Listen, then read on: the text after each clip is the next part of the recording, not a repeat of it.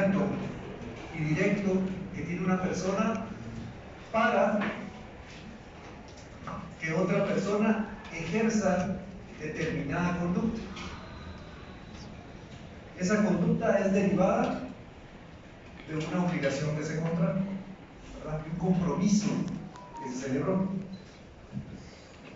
Pero, como todo, compañeros, tiene sus características, tiene situaciones particulares que traen la mayoría de figuras o instituciones.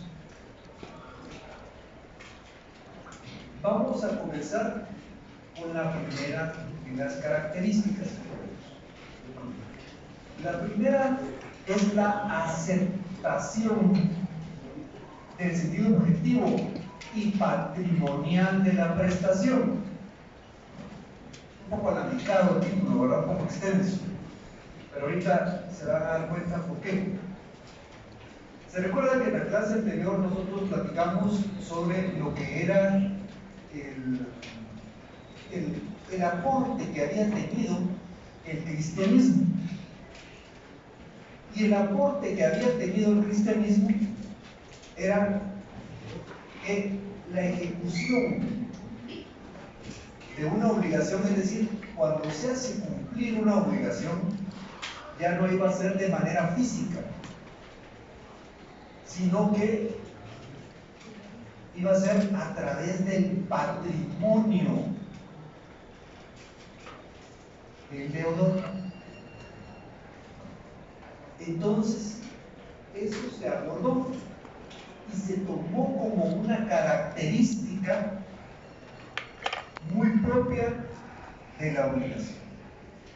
O sea, antes el acreedor podía ser esclavo al deudor, y realmente el acreedor está en su derecho de solicitar el cumplimiento de la obligación. Supongamos, solicitamos un préstamo, yo solicito un préstamo al banco. El banco va a ser el acreedor. Puede ser una cooperativa, puede ser un acreedor privado. Pero él está todo su derecho de requerirme el pago. De decirme, miren, por favor, páguenme dentro de este lapso de tiempo. Si yo no pago, entonces van a hacer valer la obligación para que yo la pueda cumplir, para que la cumpla, para que cumpla con ese compromiso. Pero lo que van a hacer es que van a ir en contra de mis bienes. El primer día, nosotros mencionamos como un ejemplo la situación de las tarjetas de crédito. Las tarjetas de crédito tienen una particularidad, y es que tienen capitalización de intereses.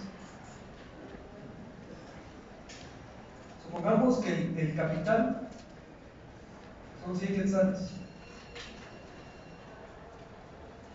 Supongamos, para hacer los números redondos, que el 10% es el que me van a cobrar de intereses si no pago en determinada fecha. Serían 10 quetzales más. Pero, si yo no vuelvo a pagar, lo que va a suceder es que se van a capitalizar los intereses, y el capital ya no van a ser 5, sino se le van a sumar los 10 quetzales. Entonces, ese va a ser el nuevo capital sobre el que se van a calcular el 10% más. Por eso es que en un lapso relativamente pequeño, si no se paga, la deuda crece o se incrementa de manera exponencial. Entonces, para que ellos nos cobren, ellos van a ir en contra de nuestro patrimonio. Nuestros bienes se van a ver afectados, porque de esa manera el acreedor puede hacerse de pago. Pasa acá, mi compañero. puede hacerse de pago. Entonces, esa es una característica muy especial que tienen las obligaciones. Aceptan ese sentido patrimonial, pero al final vemos que dice el sentido objetivo y patrimonial de la prestación. Cuando yo les expuse hace unos minutos sobre qué era la obligación, les dije que era un derecho inmediato y directo que una persona puede ejercer para hacer cumplir a otra persona o para que en determinado momento adopte una determinada actitud. La actitud que va a adoptar el deudor, la persona que debe, que tiene que cumplir con la obligación, depende en sí de las condiciones en las que se plantee la obligación. Entonces, de ahí es que aparece el concepto de prestación. Prestación es la conducta de hacer o no hacer, de dar o no dar.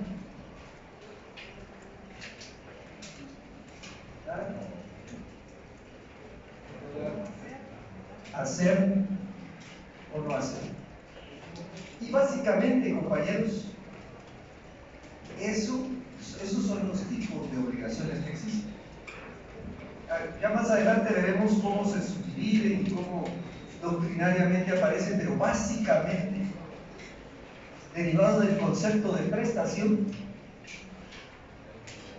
surgen obligaciones de dar, obligaciones de no dar, obligaciones de hacer y obligaciones de no hacer, derivado del concepto de prestación. Entonces, esa conducta que va a asumir el deudor deviene del tipo de obligación. Yo les ponía en la clase pasada un ejemplo. Yo me obligo a pintar este salón a excepción de esa pared. Entonces ahí hay una obligación de no hacer. No tengo que pintar esa pared. O seguir muy lejos, cuando se solicita un préstamo,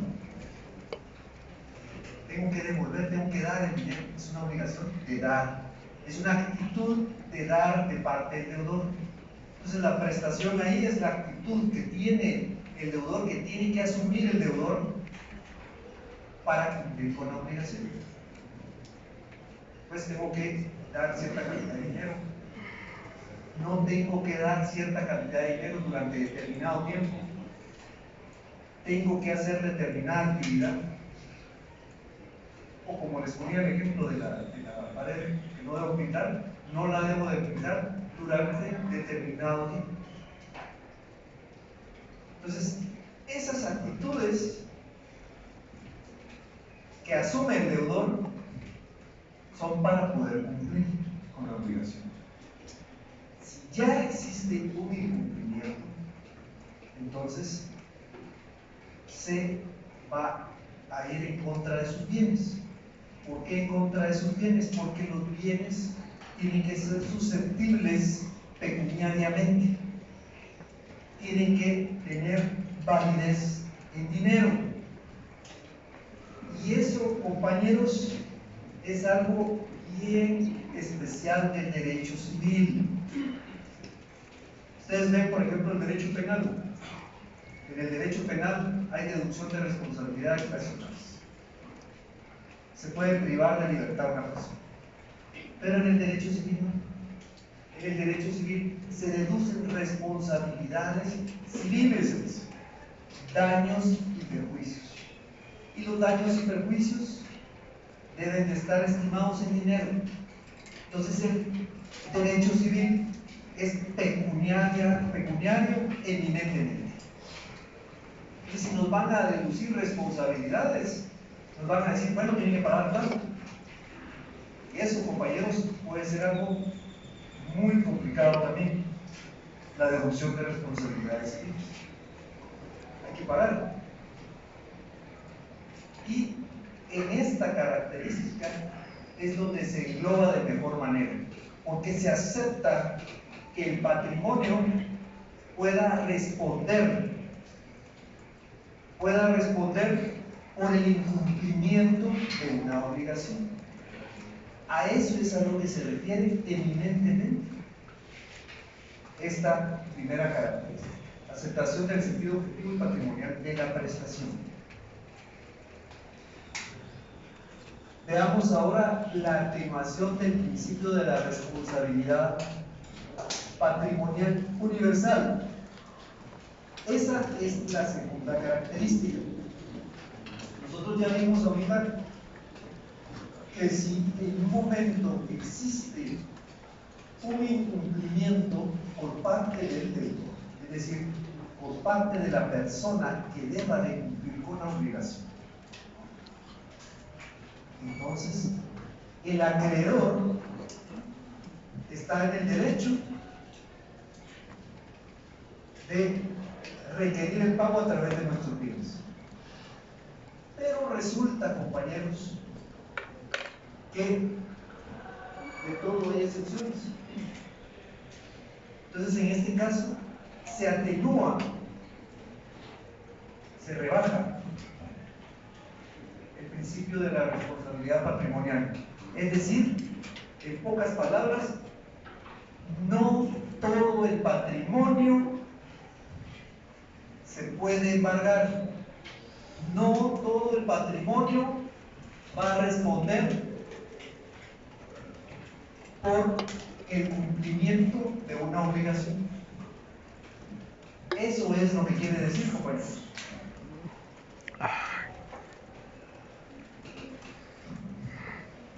Fíjense que a lo largo de los derechos civiles, ustedes han podido observar algunas, o han tenido la oportunidad de ver algunas figuras, como el patrimonio familiar.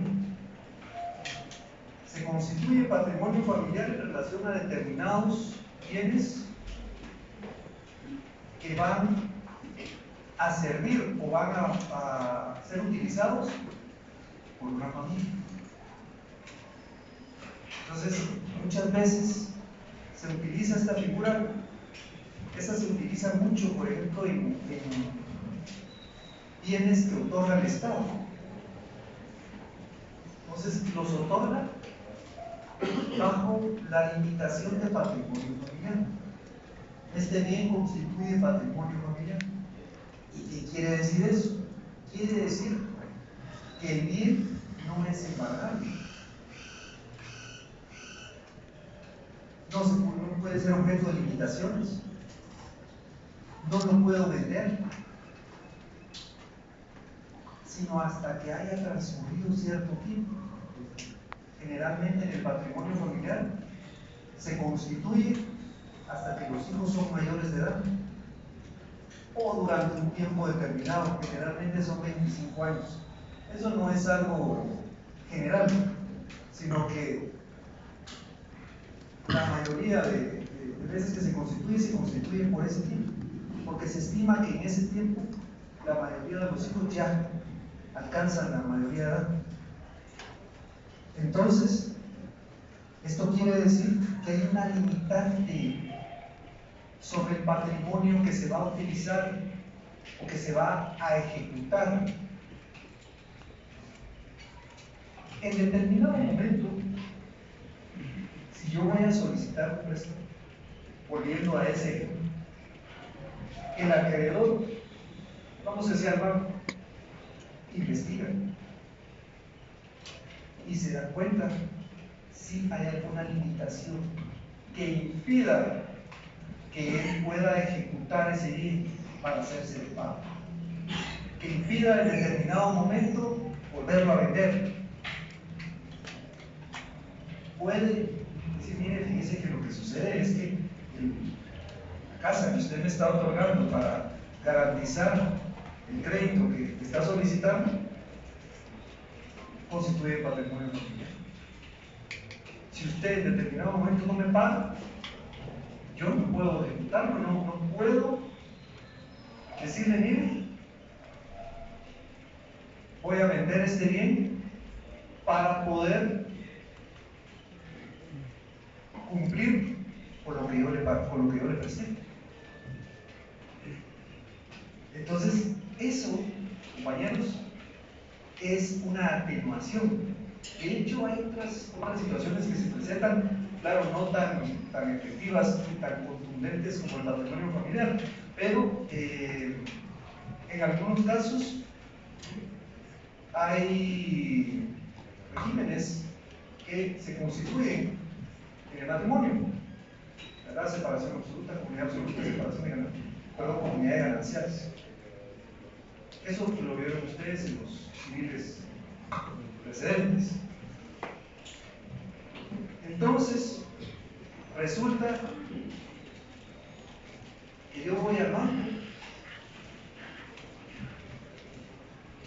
y solicito el préstamo.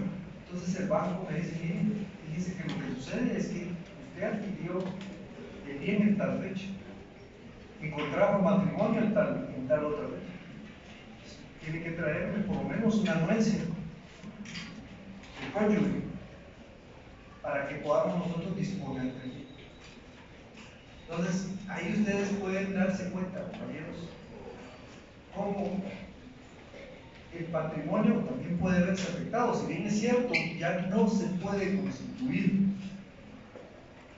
algo sobre una persona físicamente, sino que ahora es todo a través del patrimonio, pero todo tiene que estar debidamente encauzado, porque puede ser que el patrimonio sí esté afectado por otro tipo de limitaciones, como las que les acabo de exponer. La del patrimonio familiar es la que más se presenta, ¿verdad? También hay otras figuras, como la tutela del Estado, o una serie de limitaciones que afectan a los bienes para que no se pueda disponer de ellos, no se pueda embargar. Por ejemplo, el acreedor necesita recuperar el dinero que le prestó, entonces vamos en contra de sus bienes, pero resulta que el bien constituye patrimonio familiar, no se puede. Se atenúa el principio de la responsabilidad. ¿Sí, compañero?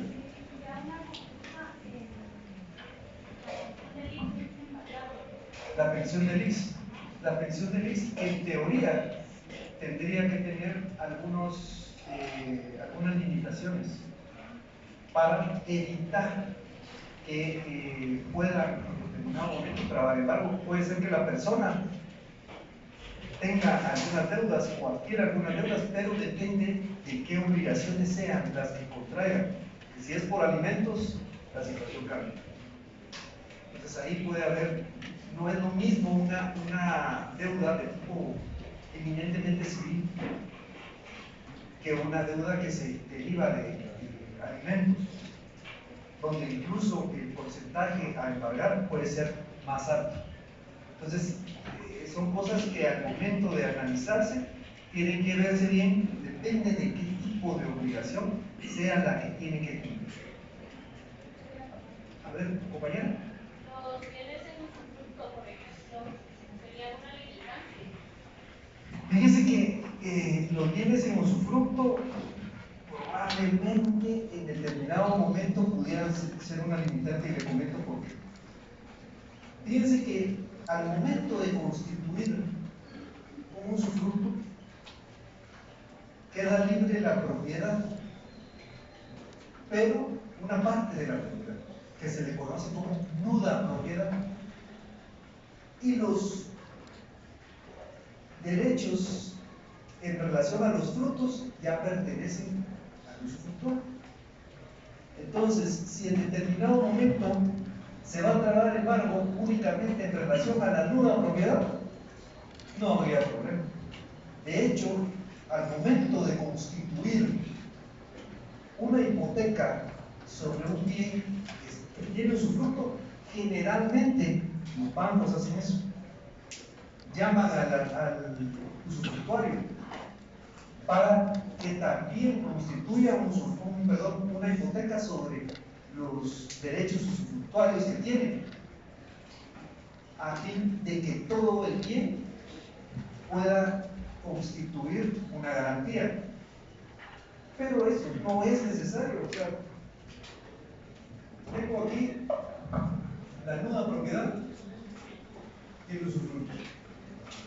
Entonces yo puedo plantear el marco en relación a esto. El usufructo sigue vigente, pero lo que sucede es que la mayoría de acreedores no se toman esa libertad porque quieren disponer de la totalidad del bien. Y ahí prácticamente se divide. Yo tengo una casa y se la doy en usufructo a mi papá. Entonces yo me quedo con la nuda propiedad y él se constituye como usufructuario de esa propiedad. Entonces él puede darle encadenamiento, puede hacer varias cosas para poder obtener beneficio de los frutos de ese bien. Pero si tengo yo una obligación, tendría que hacerla constar al acreedor, es decir, mire, yo le voy a dar este bien en garantía. Entonces, se lo estoy dando en garantía, pero tiene un usufructo. Entonces, ya será cuestión del acreedor ubicar al usufructuario. Lo que pasa es que ahí se suscitan dos figuras. Entonces, por eso es que, como les decía, en algunos casos los acreedores ubican también al usufructuario para constituir garantías sobre los derechos que tienen. Pero eso no es necesario, simplemente puede constituirse garantía sobre la propiedad, sobre la nuda propiedad. Se le denomina nuda propiedad porque en época de los romanos, cuando se constituía un usufructo al propietario, como ahí existían todo tipo de solemnidades, al propietario se le ataban las manos porque ya no podía disponer de arrendarlo, de explotar los frutos de ese bien. Únicamente tenía la propiedad limitada. No sé si respondo a su pregunta, compañeros. ¿Alguna otra duda, compañeros? ¿Sí, compañero?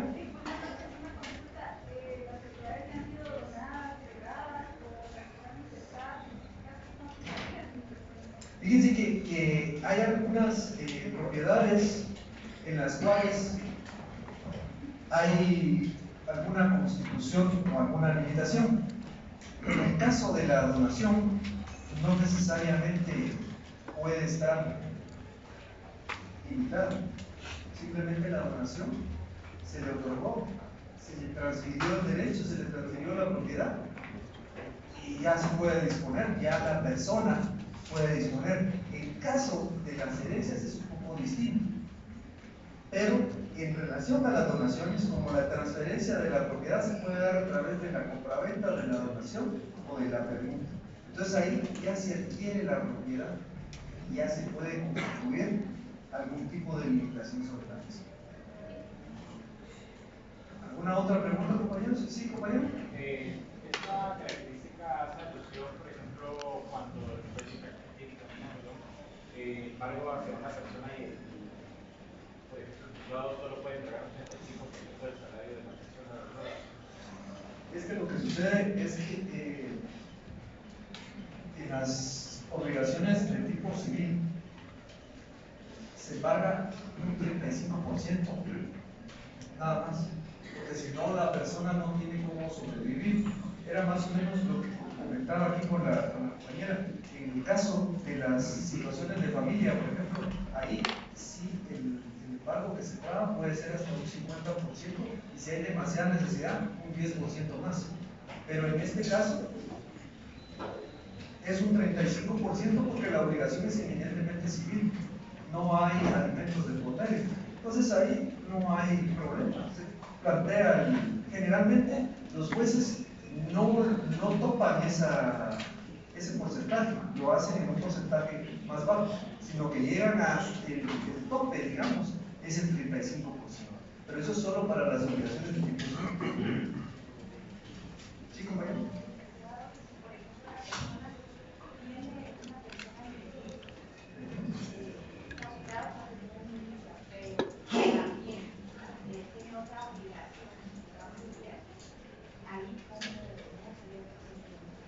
Tiene otra obligación alimenticia, otra porción de familia.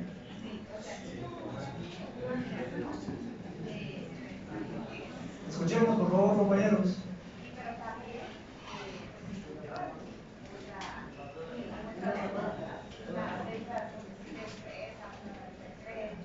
Sí. Fíjese que lo que pasa es que, pues, tiene que conocer todo eso, ¿verdad? Se le tienen que mostrar las pruebas y toda la cuestión.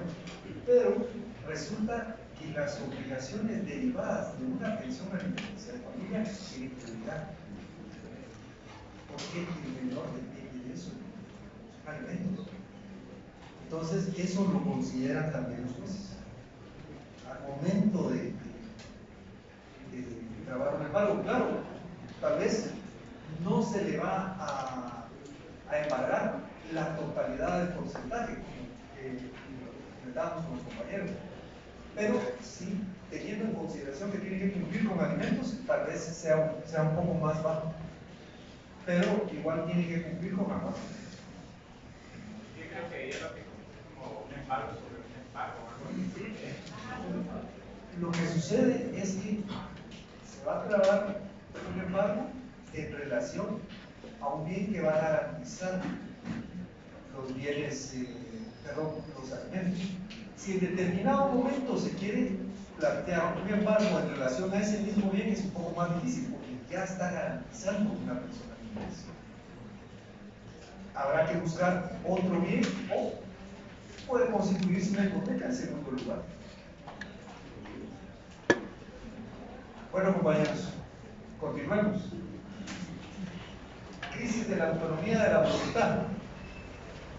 Ahorita ya vimos que para garantizar una obligación, el pueblo sabe el patrimonio. Y la segunda característica es que no todo el patrimonio puede servir para garantizar una obligación. Hay limitaciones. Pero ahora vamos a la crisis de la autonomía de la voluntad. Fíjense, compañeros, que la autonomía de la voluntad es un tema muy importante. Ustedes van a continuar observando y viendo a lo largo de este curso y del otro curso, de Derecho Civil 4. Es muy importante porque depende de la voluntad de la persona para poder constituir una obligación. ¿Se recuerdan que hablamos brevemente en la clase pasada de lo que era el consentimiento? El consentimiento es cuando dos voluntades se ponen de acuerdo o llegan a una meta en común. ¿Qué quiere decir esto? Resulta, volvemos al tema del préstamo. Voy a solicitar un préstamo, el acreedor me va a prestar el dinero, entonces nos ponemos de acuerdo. ¿Cuánto me va a prestar? ¿En cuánto tiempo voy a pagar? ¿Cuál va a ser la tasa de interés? Entonces, eso es la autonomía de la voluntad. Mi voluntad no puede ser afectada para poder constituir una obligación. O sea, yo constituyo una obligación porque yo así lo requiero, así lo necesito. Entonces, mi voluntad es autónoma. Pero de un tiempo para esta parte, compañeros, ha habido algún tipo de problema en relación a la autonomía de la voluntad. Y les hago una pregunta. ¿Ustedes consideran, compañeros, que al momento de suscribir un contrato, las partes que comparecen, los comparecientes o los otorgantes, se encuentran en iguales condiciones. A ver, compañero, usted dice que no, ¿por qué?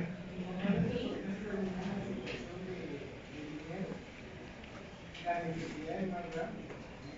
Creo que por ahí viene el tipo de autonomía, cuando se incrementan los intereses más, uno lo acepta por esa necesidad. Muchas gracias. A ver, ¿y quién dice que sí? A ver, compañero.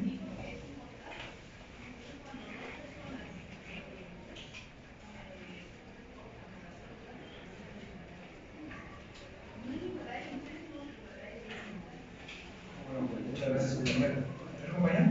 Sí, yo considero también que sí, por lo mismo, ¿verdad? Porque usted acaba de decir que la voluntad de cada uno es autónoma y esa voluntad la comparte, ¿verdad? Gracias. A ver, compañero. Sí, pero yo tengo una duda. En el caso de que uno haga un contrato con una institución bancaria, pues obviamente uno es el que tiene que estar subordinado, ¿verdad? Pero en el caso de que la institución bancaria, en el momento de que usted la firma, las cuotas, no voy a acelerar.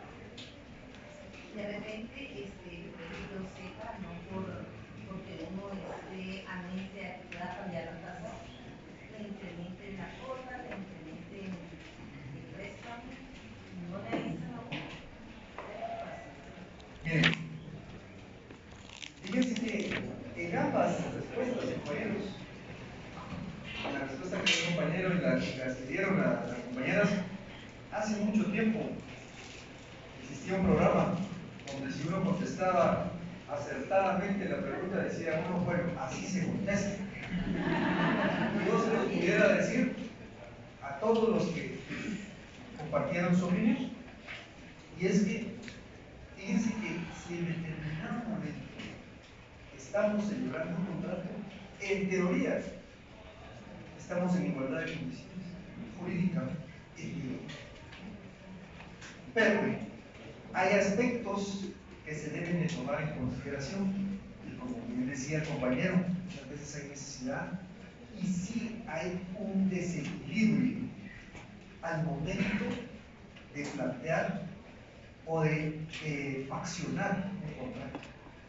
Existe una figura en la actualidad que se denomina cláusulas abusivas, que provocan una desproporción total entre una de las partes que está celebrando el contrato y la otra.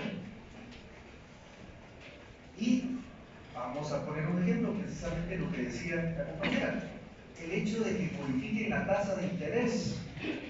Fíjense que cuando vamos a celebrar un contrato, generalmente la tasa de interés, es decir, los intereses que me van a cobrar, son variables.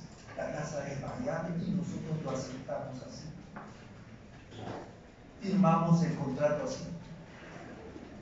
¿Qué quiere decir que sea variable? Que la puede modificar el acreedor en el momento que considere necesario y muchas veces sin notificarlo previamente, sino lo notifican después. Y eso viene dentro del contrato. Muchas veces, bueno, yo realmente necesito ese dinero, voy a aceptar esta condición. Pero ahí estamos ya en un desequilibrio. Ya la autonomía de la voluntad, por eso se dice que se encuentra en crisis, porque hay desequilibrio entre las partes que están celebrando el contrato. Hay algún tipo de problema. Si las cosas no estuvieran tan desequilibradas, no se aceptarían condiciones iguales. Claro, el interés puede llegar hasta cierto punto, ¿verdad? Porque también la misma legislación nos permite poner algunos límites. Pero es de tenerlo en consideración, porque eso nos demuestra que sí existe un desequilibrio en relación al actuar de las partes dentro de una obligación. ¿Usted quería hablar, compañero? Esos son los contratos de adhesión. No, no. Los contratos de adhesión, compañeros, creo que están en el artículo 1520 del Código Civil, si no estoy mal. Fíjense que en esos contratos las condiciones están ya pactadas, están ya planteadas, y una de las partes solo acepta, se adhiere, exactamente, acepta las condiciones que le están imponiendo, pero nunca entra a discutirlas, a negociarlas. Fíjense que esos contratos de adhesión tienen ciertas características especiales contempladas dentro del código, pero en la actualidad hay otro tipo de contratos muy semejantes a los contratos de adhesión, pero que no están bajo esa denominación, pero son casi idénticos. Fíjense que al momento de solicitar servicio telefónico, celular, no sé si se han percatado, pero ahora existe una serie de tecnologías, la tecnología prepago. Entonces uno adquiere el celular y paga y después puede utilizar cierta cantidad de tiempo. Pero hay otro que se conoce como bajo contrato o postpago. Ahí lo que le dan a uno es un formulario con las condiciones. Si yo estoy de acuerdo, lo firmo. Si no estoy de acuerdo, no me dan el servicio. Se asemeja mucho, aunque no está contemplado como un contrato de adhesión, pero se asemeja mucho. Entonces ahí también hay un desequilibrio, porque realmente yo no estoy ahí en capacidad de poder negociar nada. Mire que yo quisiera que también me pueda subir un poco los minutos, entonces aquí está ese otro plan. Y mire, aquí está el otro formulario. Entonces, no se puede negociar eso. Entonces ahí podemos observar nosotros que sí existe crisis en la autonomía de la voluntad. ¿Por qué? Porque no hay igualdad de condiciones. En determinados momentos se aceptan condiciones por circunstancias. Realmente yo necesito el teléfono o necesito el dinero, entonces voy a aceptar lo que se propone, aunque muchas veces lo que se denomina cláusulas abusivas son condiciones desproporcionadas. A ver, compañero. Una pregunta, ¿se puede hacer algo con el proceso de procedura o no? Porque al final tenemos que ganar un contrato de adhesión, pero así lo manejan los bancos. O sea, los bancos dicen, si lo quieres, firma, si no, no. En el caso de los bancos, ahí se puede negociar un poco más, pero ellos en determinado momento le dicen, bueno, mire, ¿usted necesita dinero? Sí. ¿Lo acepta? Sí. Si no, no se lo doy, vaya y busque otro. Existen algunas figuras que pueden aplicarse posteriormente, que son las que vamos a abordar en la siguiente característica, que se pueden en determinado momento aplicar. ¿Alguien que había levantado la mano por ahí? ¿Sí, compañero? ¿Se podría considerar una crisis de voluntad los contratos, por ejemplo, los contratos de 029 del Estado, en los que se plantea ciertas condiciones, pero al momento de laborar no se cumple con estas condiciones y muchas veces esas sabiendas del contratado y del contratista? Puede ser que en determinado momento haya cláusulas abusivas que diga, mire, usted tiene que venir los 7 días de la semana. Escuchemos, compañeros, por favor. Fíjense que el caso de los 029 es un caso bien, es un contrato administrativo, pero tiene ciertas particularidades. El hecho de que en determinado momento se presenta una especie como de relación de dependencia, pero no existe porque no se puede, no existen condiciones de tipo laboral, ¿verdad? Si en determinado momento se vaya acumulando pasivo, no, todo eso no, es como que estuviera prestando servicios profesionales. pero si le exigen estar presente en la institución a tales horas, tienen horario, y eso ha producido algunos problemas, porque ya hay alguna jurisprudencia precisamente constitucional en ese sentido, donde se han planteado amparos porque se ha en determinado momento acreditado que existe un vínculo, una relación patrono-trabajador. Pero sí, ese pudiera ser un ejemplo, porque realmente ahí las condiciones muchas veces no se pueden negociar. Simplemente le dicen, mire, este es el trabajo que le vamos a dar. Si no lo quiere, entonces habrá otra persona. ¿Sí, compañero?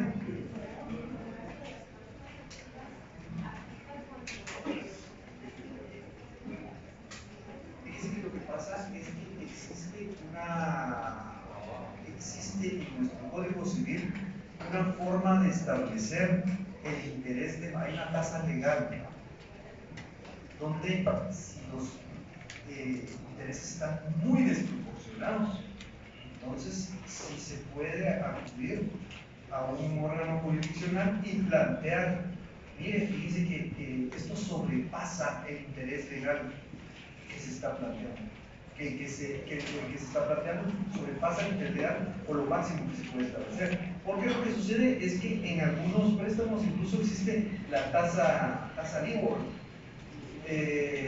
o tasas extranjeras, ¿verdad? Y las calculan muchas veces en dólares, pero sí hay no sé si es el artículo, ya se me escapa, pero es el interés legal que puede calcularse. O sea, si en determinado momento está muy desproporcionado, si se puede plantear ante un juzgado una acción para que se observe y se trate de aplicar las condiciones. Muy bien. ¿Sí, compañero? Dos cosas.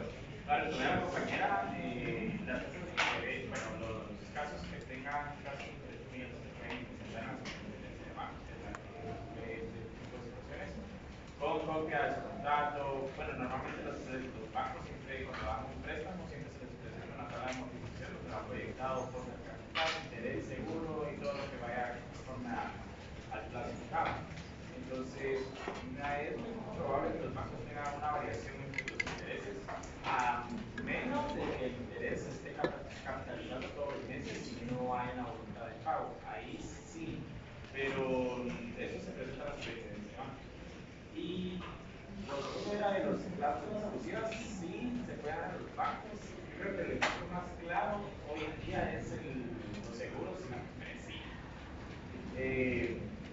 Porque normalmente cuando uno recibe una tarjeta de crédito, los vendedores presentan la línea de crédito, cuánto es disponible y todos los programas de lealtad que pueden incluir una tarjeta de crédito, pero nunca se les expone, por ejemplo, el seguro o el cobro de membresía, que al final, por ejemplo, la persona cuando adquiere una tarjeta de crédito no lo adquiere con el banco únicamente, sino que también con una casa emisora que puede ser Visa o Mastercard.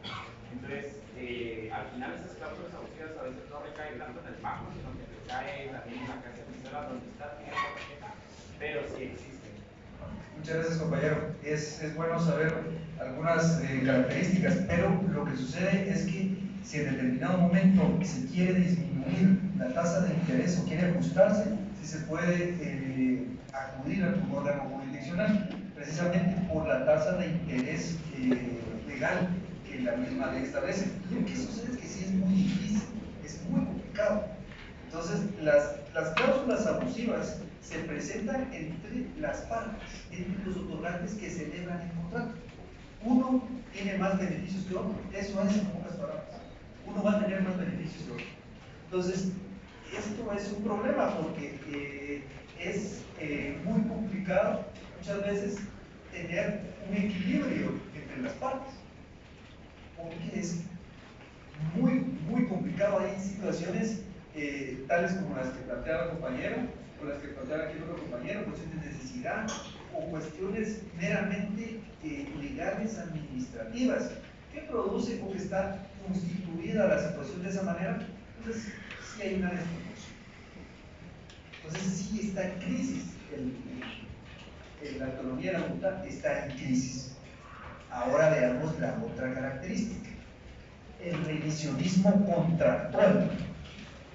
El revisionismo contractual, compañeros, es cuando se presentan algunas condiciones que pueden en determinado momento suscitar alguna necesidad de revisar en determinado momento un contrato. Supongamos que tenemos una cosecha y resulta con estas condiciones que se dan aquí en nuestro país de tipo climatológico. Si ustedes se dan cuenta, hace un mes, precisamente hoy, hace un mes,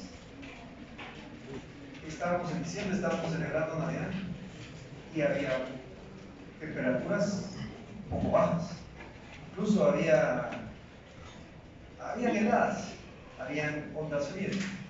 Y ahorita, que este es un mes tradicionalmente con temperaturas bajas, no está tan frío, hay calor. Entonces, muchas veces se puede afectar, las cosechas se pueden afectar, y eso no pueden preverlo las partes. En teoría, sabemos que tenemos una estación seca y una estación lluviosa, respondiendo al ejemplo de una cosecha. Pero de repente resulta que viene una granizada o una sequía, como la que en determinado momento puede suscitarse este año por el fenómeno del Niño. Entonces, en lugar de tener cierta cantidad de producción, voy a tener una producción menor. Y hay gastos y cosas así. Entonces, se puede en determinado momento solicitar la revisión de ese contrato donde se constituyeron las obligaciones.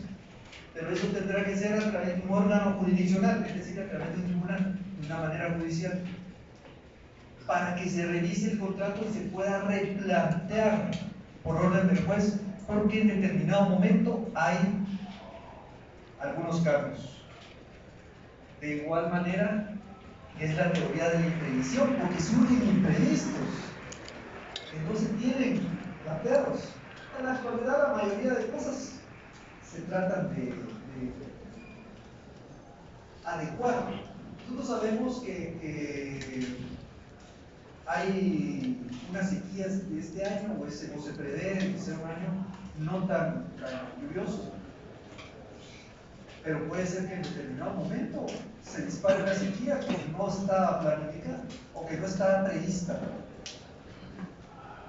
Y eso provoca que en determinado momento se pueda revisar el contrato, se pueda revisar por algunas circunstancias o situaciones, cuestiones imprevistas. Esto es un tanto distinto a lo que vemos en relación a las cláusulas abusivas. El caso, como decía el compañero, bueno, ¿qué vamos a hacer si nos están poniendo cláusulas abusivas? No aceptamos, ¿verdad? Por eso es que la crisis de la autonomía de la voluntad se dice que está presente.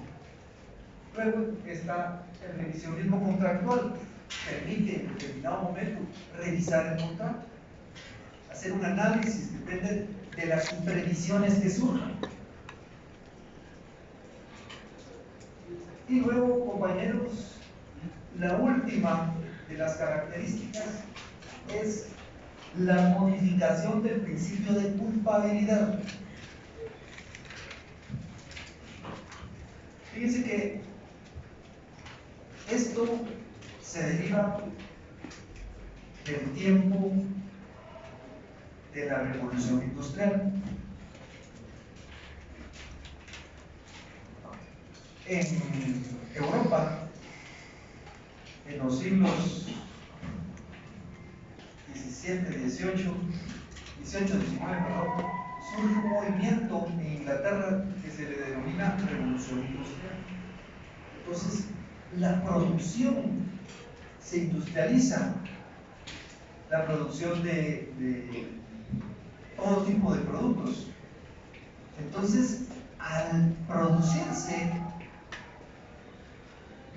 esta industrialización, se pueden producir bienes y satisfactores de una manera más rápida y satisfacer las necesidades de la población para luego incluso poder exportarlas.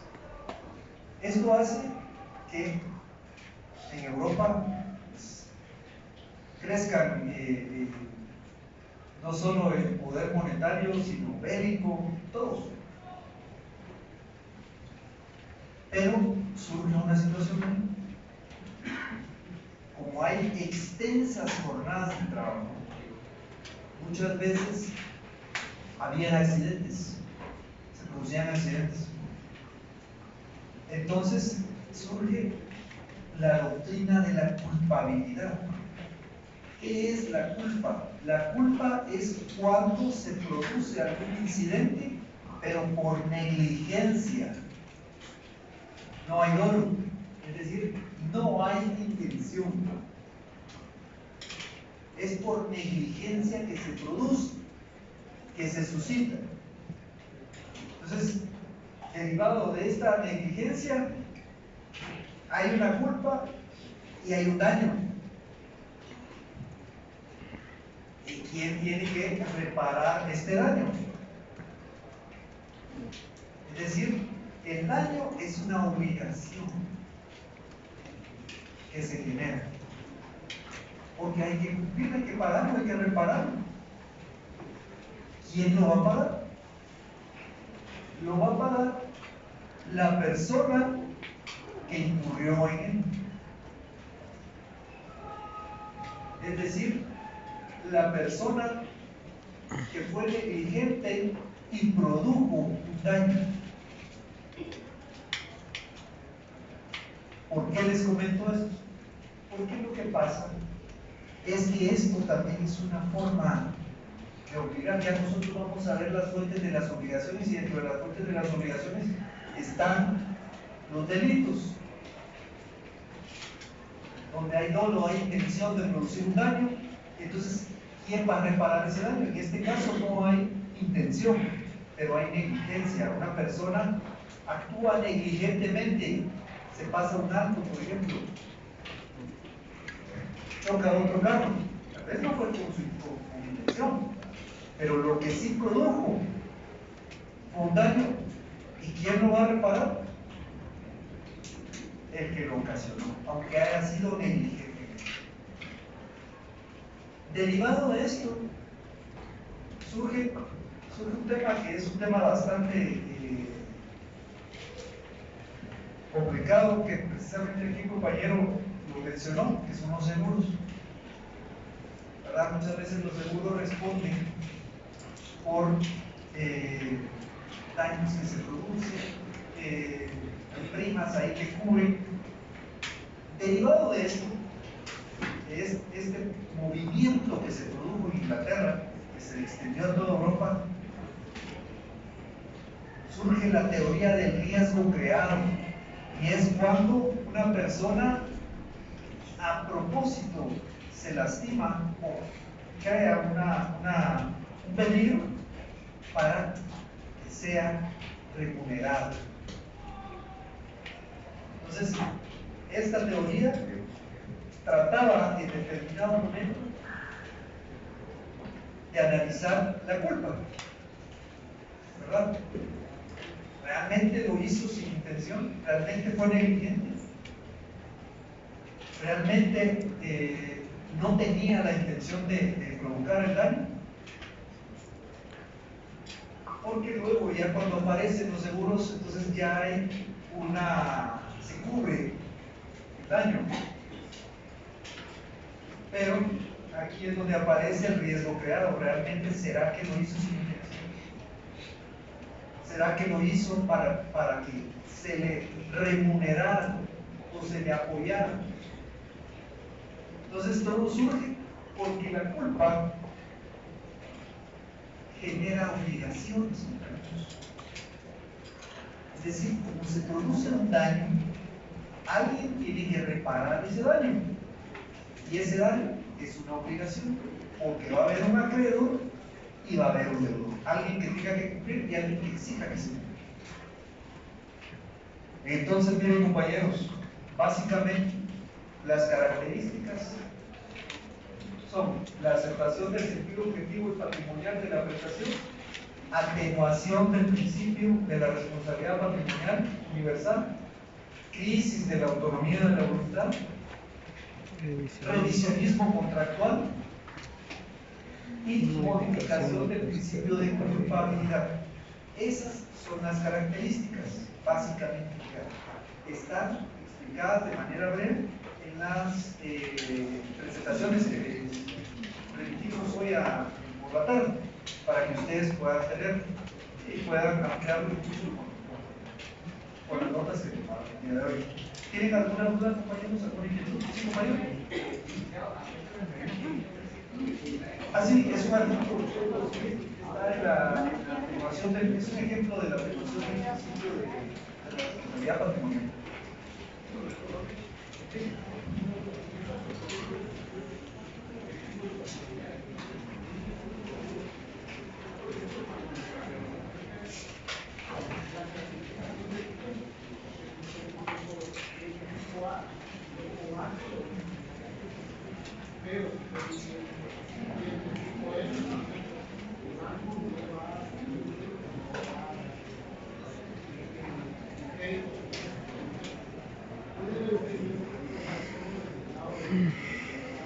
Es el lado del deudor en relación al cumplimiento de la obligación de lo que va a ser el acreedor, puede ser un banco, puede ser una cooperativa o varias otras. Entonces se acepta ya esa situación. El patrimonio. Exactamente. Lo que más se presenta, lo más genérico muchas veces es que solicito un préstamo y el acreedor me pide una garantía hipotecaria. Una vez lo acepto, yo voy a dar la garantía de mi casa. Entonces es la aceptación de que mi patrimonio sea el que garantice la obligación.